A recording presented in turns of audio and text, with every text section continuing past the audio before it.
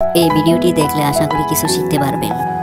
এক ছিল একটি ছোট্ট গ্রাম যেখানে সবাই খুব শান্তিতে বসবাস করত। গ্রামে একজন পণ্ডিত ছিল যিনি সবাইকে নানা ধরনের পাঠ শিখাতেন। তিনি অনেক জ্ঞানী ছিলেন, কিন্তু তার জীবন ছিল একদম সাধারণ। তিনি কখনো কোনো সাফল্য বা পুরস্কার আশা করতেন না, শুধু মানুষের উপকারে আসতে চাইতেন। একদিন পণ্ডিত তার শিষ্যদের কাছে বললেন, আজ আমি তোমাদের একটি গল্প শোনাবো যা তোমরা জীবনের প্রতিটি মুহূর্তে মনে রেখো। গল্পটি ছিল এমন, একবার এক ছোট্ট ছেলে একটি গাছের নিচে বসেছিল। সে দেখতে পেল গাছের ফল খুব সুন্দর এবং সুস্বাদু, কিন্তু গাছটি তাকে বলল, আমি তোমাকে এই ফল দিব না। তুমি যদি খুব ধৈর্য ধারণ করতে পারো তবে একদিন আমার ফল তোমাকে দেব। ছেলে কিছু না বলে সেখান থেকে চলে গেল। দিন পূর্বে অনেক সময় পরে সে আবার সেই গাছের কাছে ফিরে এলো। তখন গাছটি বলল, আজ আমি তোমাকে ফল দিতে পারি, তবে মনে রেখো ধৈর্য ও সময়ের গুরুত্ব কখনো ভুলে যেও না। ছেলে হাসতে হাসতে ফল গ্রহণ করলো এবং বুঝতে পারল যে জীবনে কোনো কিছু পেতে হলে ধৈর্য ও সময়ের প্রয়োজন।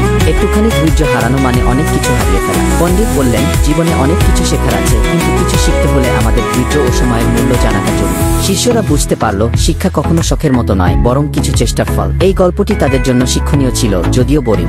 ভিডিওটি ভালো লাগলে লাইক সাবস্ক্রাইব করতে ভুলবেন না কিন্তু।